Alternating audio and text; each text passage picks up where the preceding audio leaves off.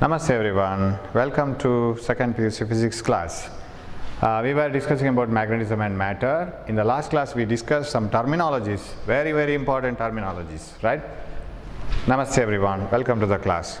Magnetic induction, magnetic intensity, magnetic permeability and magnetic induction and susceptibility.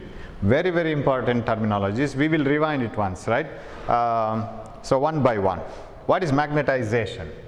So if you, and this is the best part of the experiment to remember all these terminologies. So if you have a coil connected to a current source, as soon as the current passes through the coil, it produces a magnetic field. What do you mean by magnetization? Now keep the specimen inside. Say for example, iron rod. Iron rod as it is when it was outside, all the magnetic dipoles inside the iron rod were in different directions. So the net magnetic moment was zero. You know, magnetic moment is current into area, it's a vector quantity. All these dipoles were arranging in random directions, so that net magnetic moment is zero. Once this is kept in a magnetic field, that means magnetic field produced by the coil, what you call magnetic intensity. That magnetic intensity H, right, that forces all the dipoles to arrange in a particular direction. So you get net magnetization in the specimen.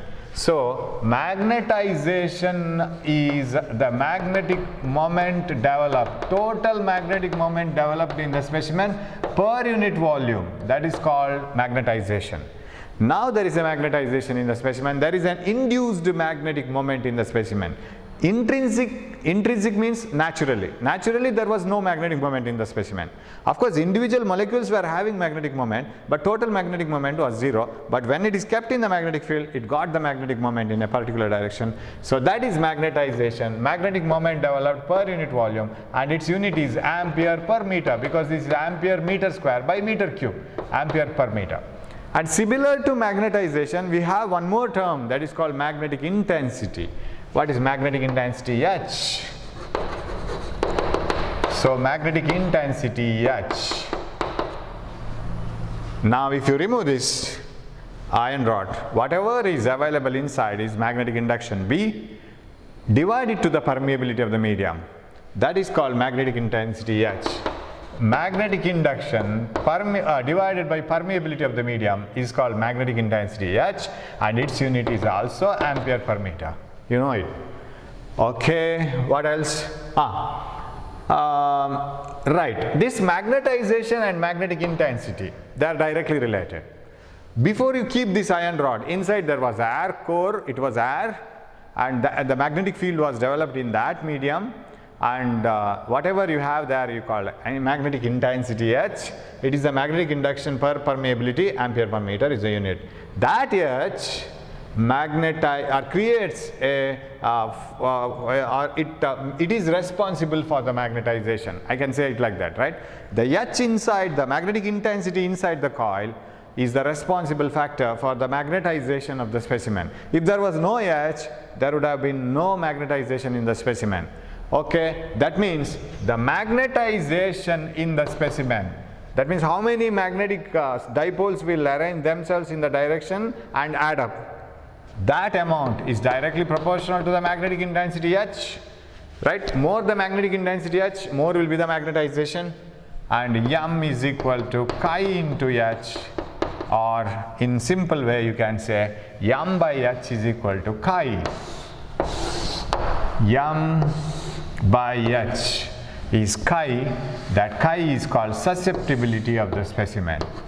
M by H is called chi, and that is susceptibility. Susceptibility is the ratio of magnetization to the magnetic intensity. How much intensity was able to develop, so much of magnetization. And okay, so if you need less magnetic intensity to create more magnetization, then that is a very good magnetic material. Its susceptibility value is very high. That's how we conclude. If very large value of H creates a very small value of M, right? Even if you apply a very high intensity H, magnetic intensity, but still magnetization developed in the specimen is very less, then its susceptibility is very low. It's a very difficult, it's a material which is very difficult to be converted into a magnetic material. Okay, chi value is very less than, yeah, that is susceptibility. And also you know B is equal to mu into H. Mu is called permeability of the medium, and every medium will have its own permeability value, and mu naught is the permeability of air or free space. They are related by one equation. Divide the permeability of the medium by permeability of air, then you get the relative permeability of the medium. It is a ratio of the permeability of the medium to the permeability of the free space. Your mark is 90 divided by the standard mark 15. You are 6 times more. That is your relative mark. Sixth rank, say for example. You are 6 times more than the basic mark in the class. So that is mu r. Okay. What else we want? Yeah. Now you want to relate these things, right? So if you want to relate these things, when there was no specimen inside the coil, what was there? The magnetic field is only due to air. I will represent it by naught, because free space and vacuum or air are always represented by a suffix 0. Nothing, right? B naught. But as soon as you keep the specimen inside the coil, what happens? All the dipoles arrange, a magnetization is developed. So one more magnetic field will come into picture. Magnetic induction due to the magnetization of the specimen. Because of the arrangement of the dipoles, we have an extra addition. Okay, how do you write this? B is equal to B naught. What is B naught? Mu naught into H, because you know B by H is equal to mu. B by H is equal to mu naught into H plus mu naught into M. Better you have a paper and write it along with me. Otherwise you will forget this. This has to be repeated again and again. Otherwise, a very hard thing to remember. But M is equal to chi into H. Already we have seen it. M is equal to chi into H. So replace it. So the total magnetic induction inside the specimen, induction, magnetic field, Tesla, that we have not written, right? Magnetic induction. Magnetic induction. B is equal to mu into H. Here it is. Or you can write down, okay, mu into H. Magnetic induction B is equal to mu naught into H plus mu naught into M can be written as chi into H, right? M by H is equal to chi. How much magnetization, how much you have scored and how much we have taught.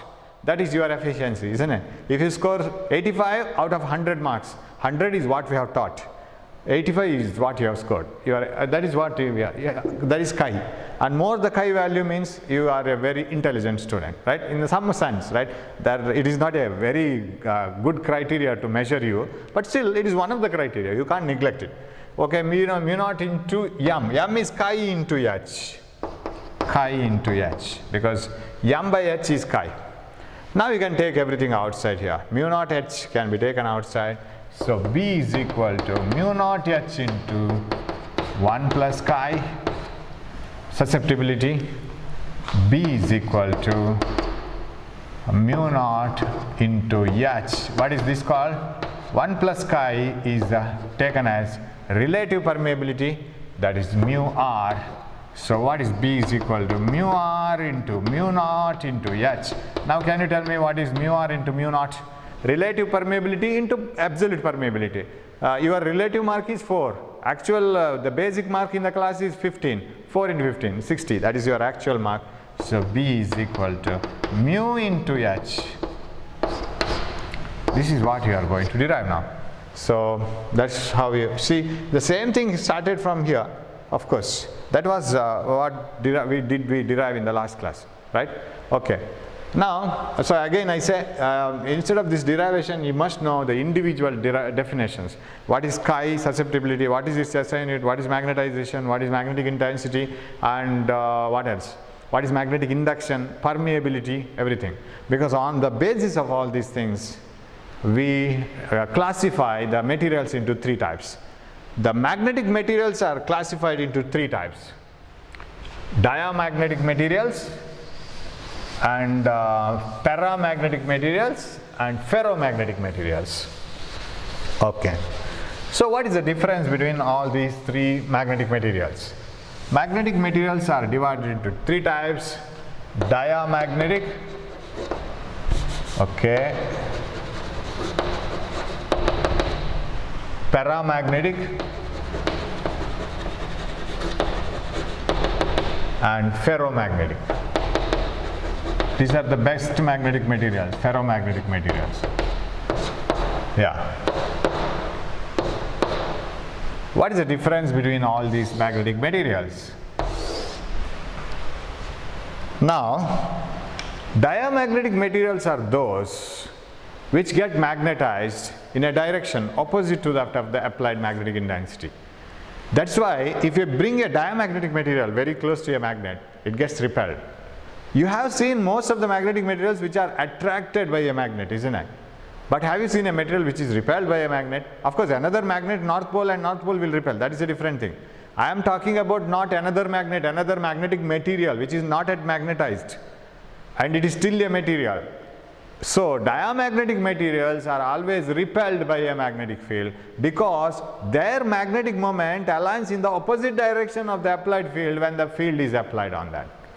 So, diamagnetic materials are those which get magnetized in a direction opposite to that of the applied field. So, they get repelled from the magnetic magnet and they move from stronger to weaker region of the field. Repelling means going to the weaker region, correct?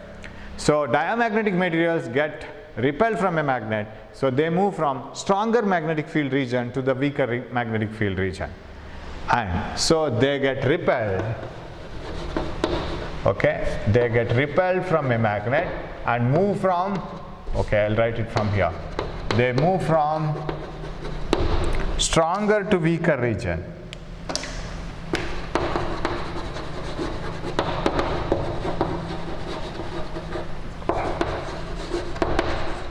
Okay.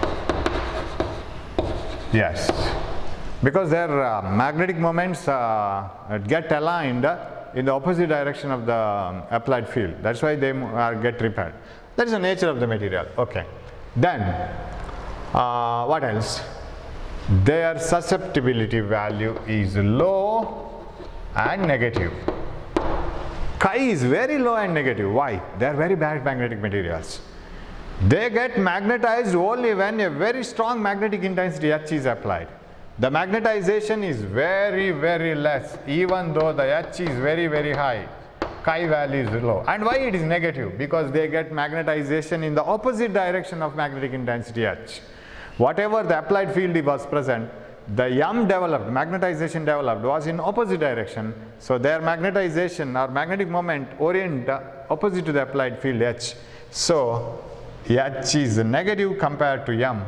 So chi is negative. So diamagnetic materials have negative value of susceptibility and okay, this is same point, negative value of susceptibility and low value of susceptibility. Okay, susceptibility is independent of temperature here. Chi is independent of temperature. What is chi is independent of temperature? If you heat a diamagnetic material, its chi value doesn't change. It gets magnetized with the same ease or same difficulty. There is no change in chi and it is independent of temperature.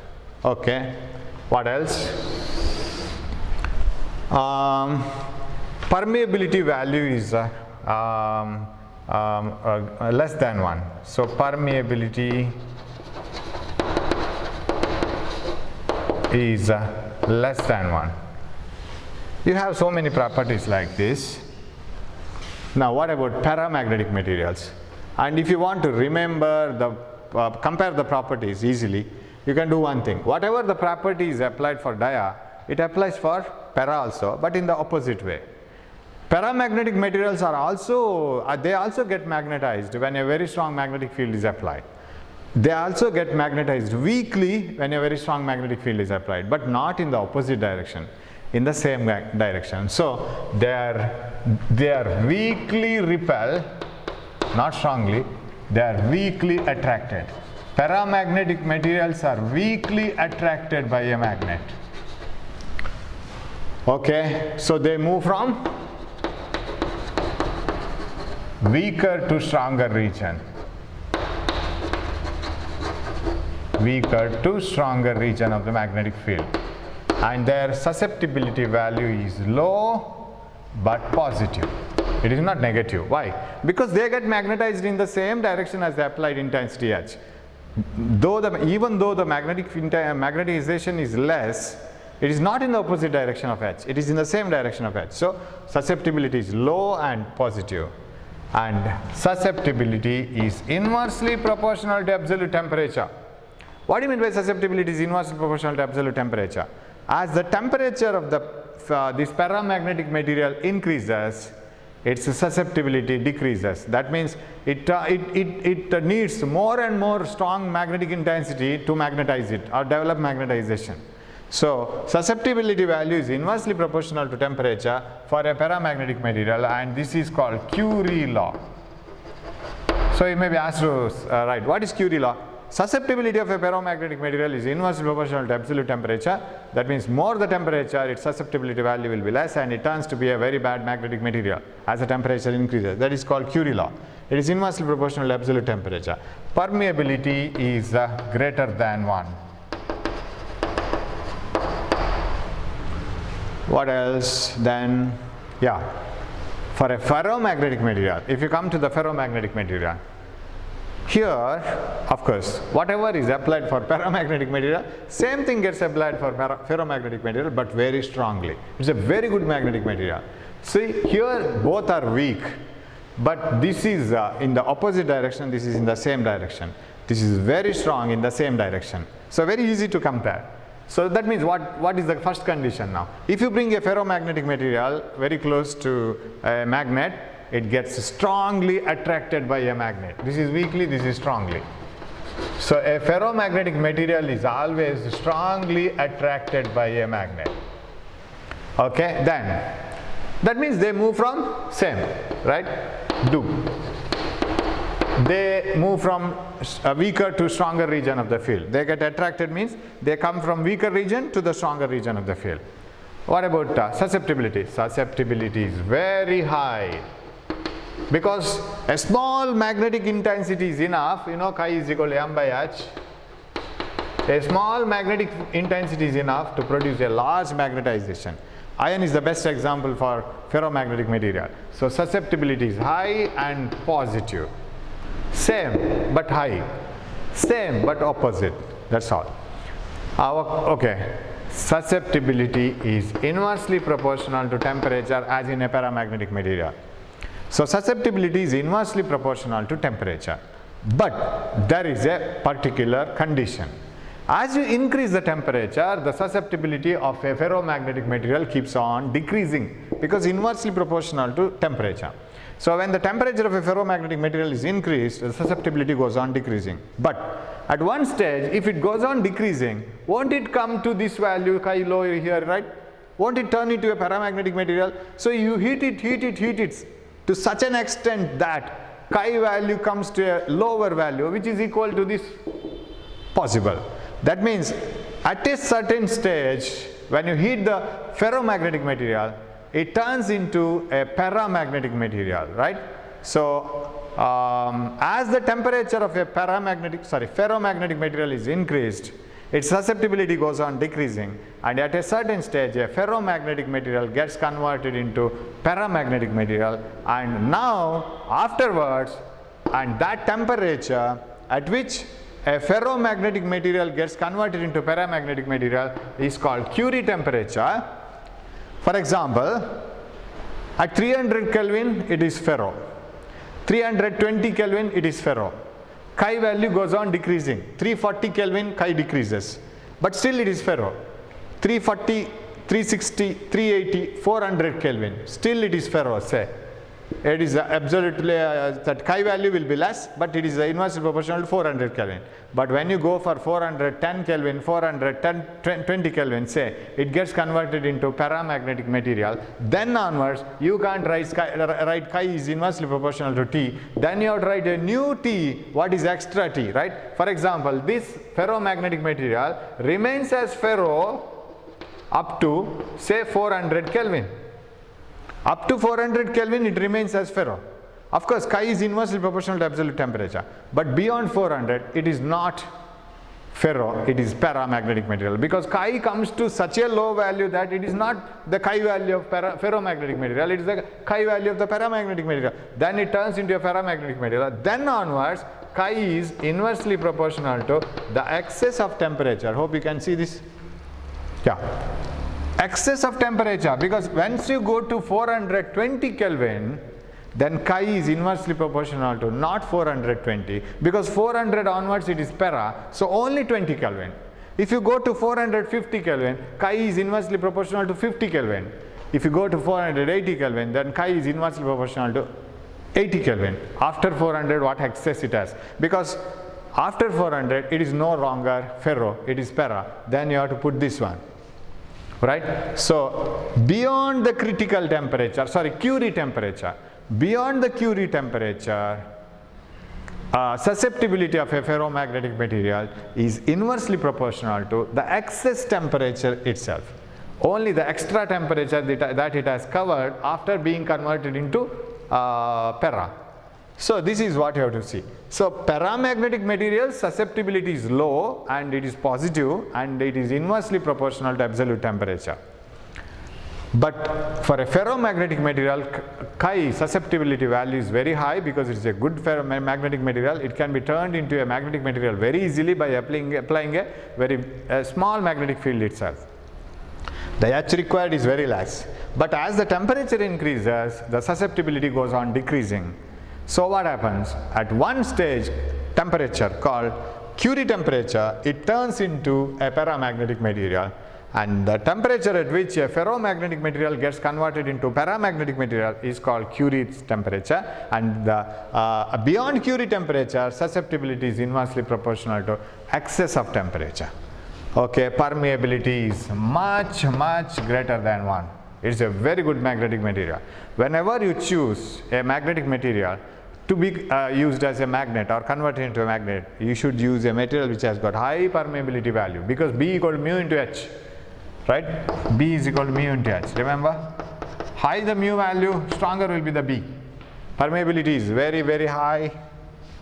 Okay, so some of these properties you must remember. Very easy to remember, right? There is nothing much difficulty in remembering all these things. So one is starting from very easy properties like diamagnetic material is weakly repelled by a magnet, para weakly attracted, ferro very strongly attracted, and the diamagnetic materials move from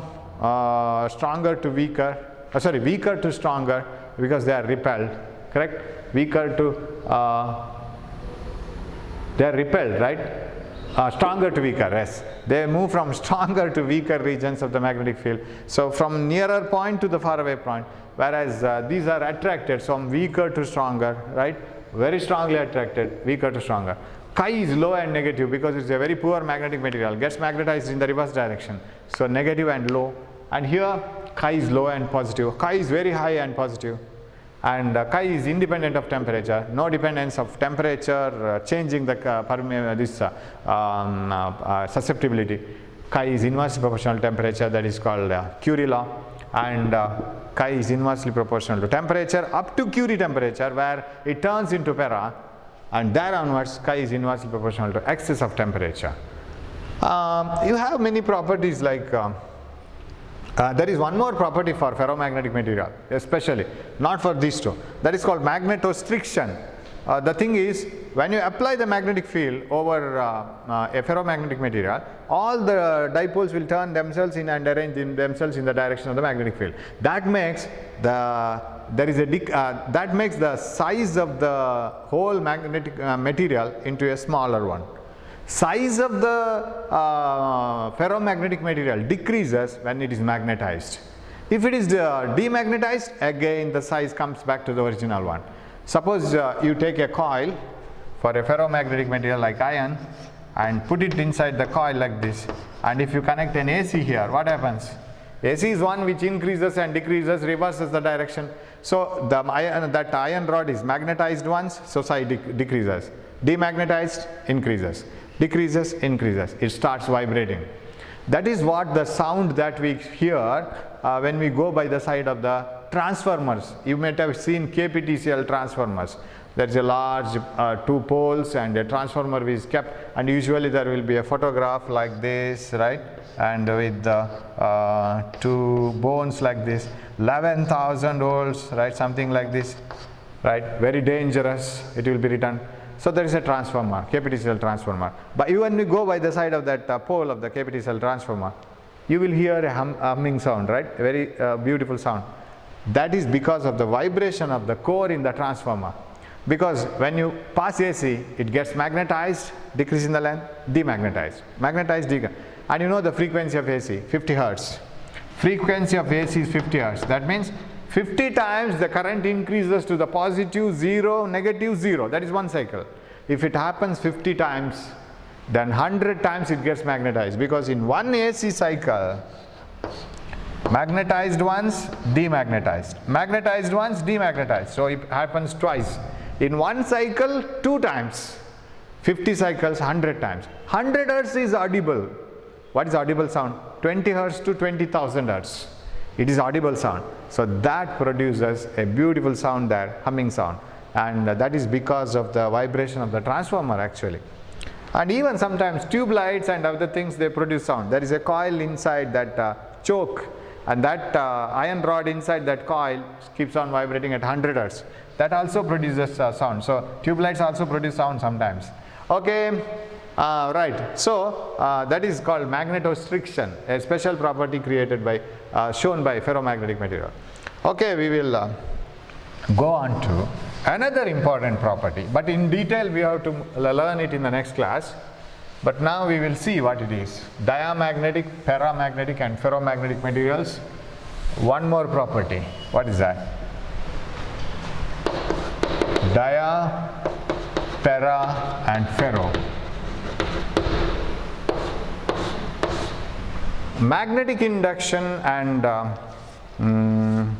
so magnetic intensity and this magnetic induction, right?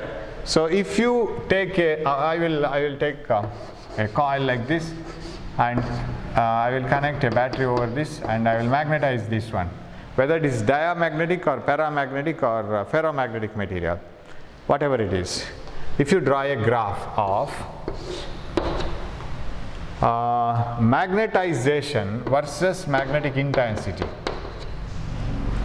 magnetization curve, or magnetic induction versus magnetic intensity, whatever it is, then it will be a straight line, a graph of magnetization versus magnetic intensity. Magnetic intensity is one which is applied on the specimen, created by the coil. Magnetization is one which is developed inside the specimen, you know it. That is magnetic moment per unit volume. That magnetization and magnetic intensity curve will be a straight line for paramagnetic material, diamagnetic material, straight line for a paramagnetic material. But for ferromagnetic material, it is not a straight line, it is a curve called hysteresis curve. So what is hysteresis, and what is special about ferromagnetic material, and what does this curve represent, and how do we use this in practical applications? Those things we have to see in the next class, right? So property of ferromagnetic, paramagnetic and diamagnetic materials are very important.